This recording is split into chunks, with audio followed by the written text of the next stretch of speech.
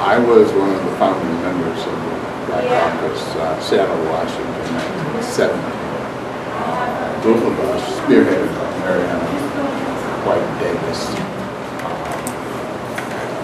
organized a group to protest what we saw, what was going on with the convention, the Forces Convention.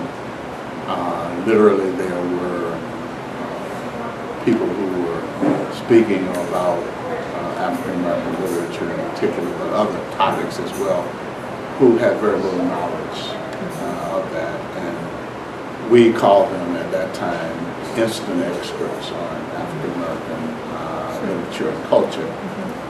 So we organized a group, stayed up most of the night, wrote a position statement about our grievance, and presented it to the business meeting the next day. The position statement that we presented was based on one that had been published earlier by the College Language Association, which is a counterpart, well, kind of a counterpart to MLA, when black people were not allowed to join MLA. And it is still going on today, very much a vibrant organization. But we used that statement after getting permission from the president of CLA at that time to use that statement to frame our own statement to the business meeting for 4Cs. The statement was the impetus for the founding of the caucus because we saw a need for an African American presence in 4Cs at that time, and later on NCTE. 30 years later, I don't think the statement is so much relevant as the impetus behind the statement. That is, founding the caucus so that African Americans could have a continuing presence in 4Cs and in NCTE. I got involved with the caucus as a graduate student at Michigan State University under Geneva Smitherman, who was my major professor. And I began coming to the not coming to the caucus, but coming to 4Cs, giving papers. And I was introduced to the caucus and immediately asked to get involved in the caucus, and learned about how a lot of mentoring goes on there. You find out more information about 4Cs and also NCTE. So that was about 1993. This is my first time attending 4Cs and attending the Black Caucus meeting, and I was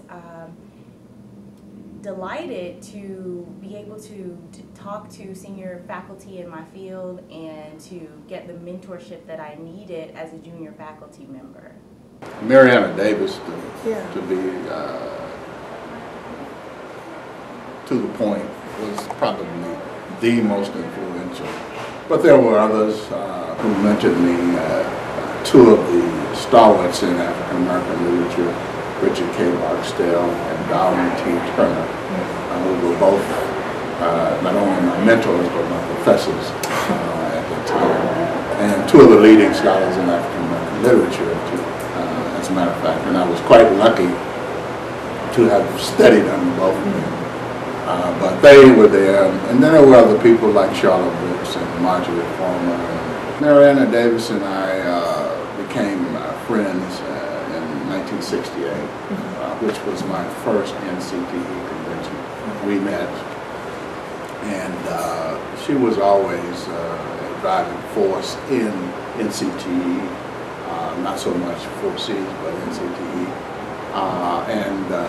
You know, her mission was pretty much the same as that of the Black Caucus. That is to pave a pathway for African Americans to gain visibility and productivity in the organization.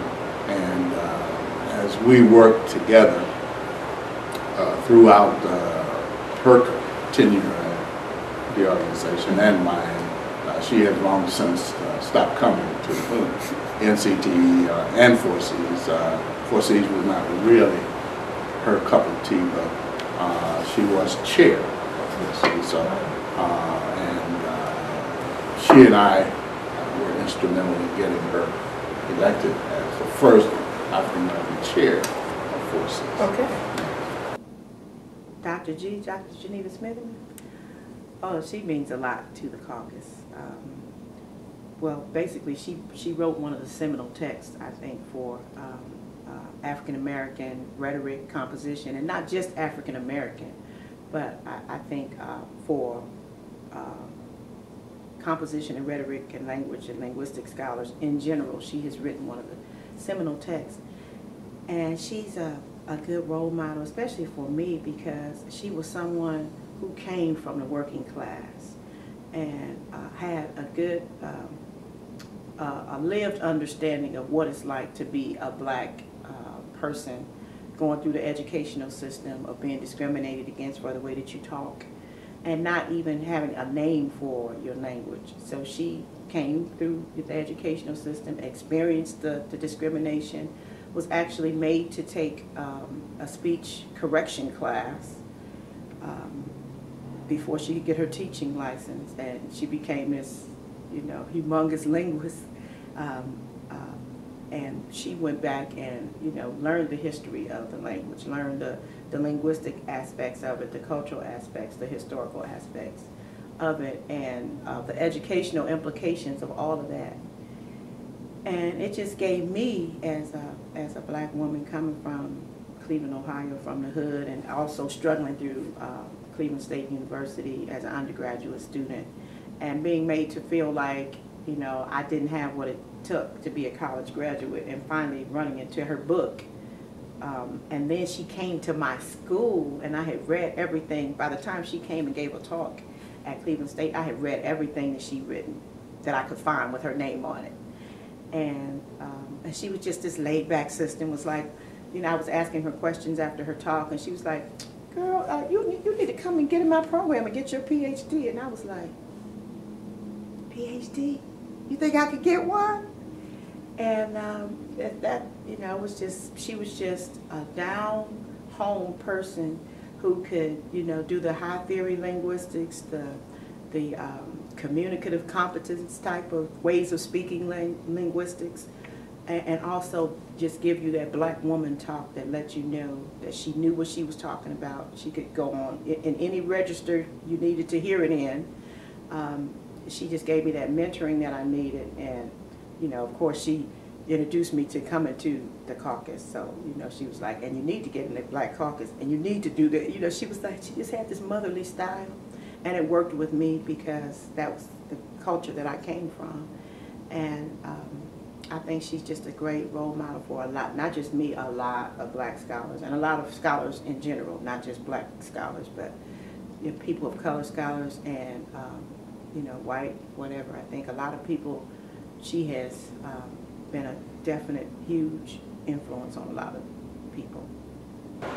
Mariana chaired early, I think, right after we founded the caucus, she became the chair. And probably several years later, I became the chair.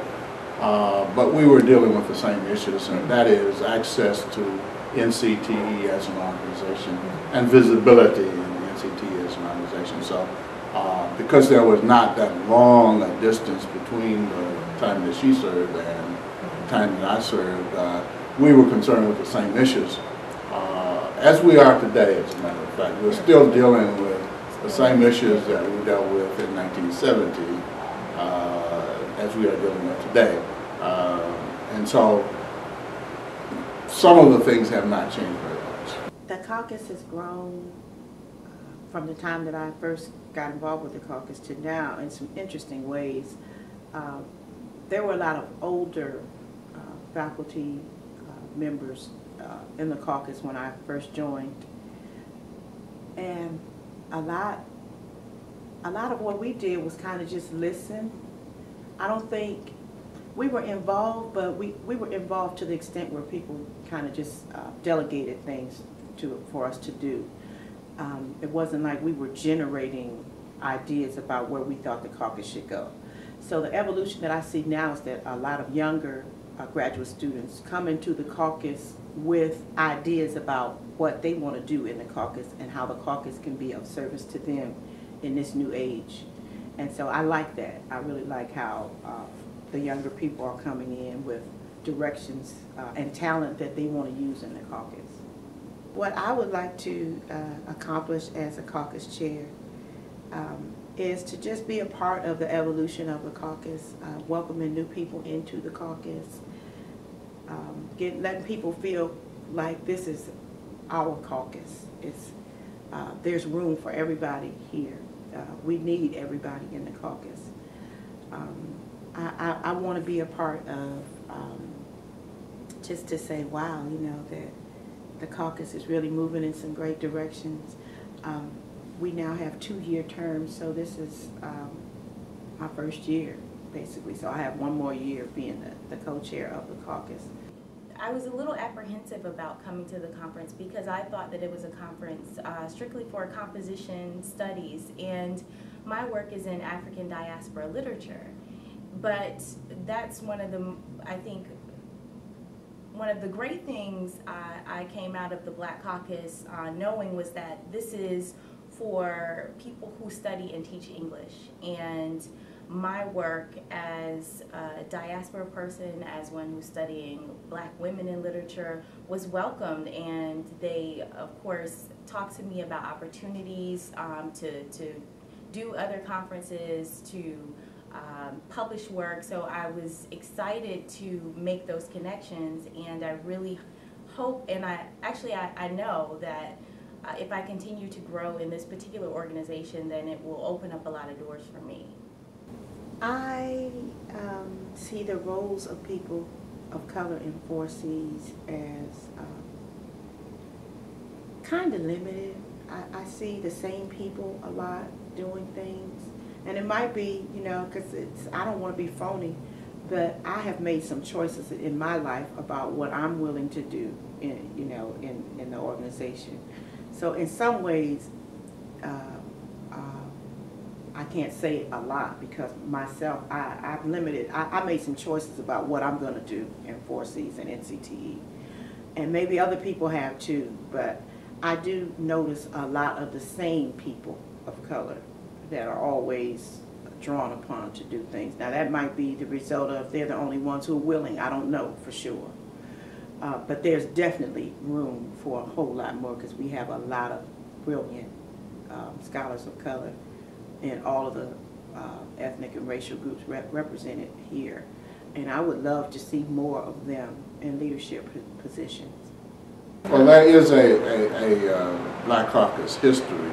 It certainly needs updating now, written by Mariana Davis, it's out of print now, but there should be some copies around. I have a copy of it. But also, NCTE headquarters has a lot of information about caucus activities. There was a time that we did not have a single African American working at the headquarters.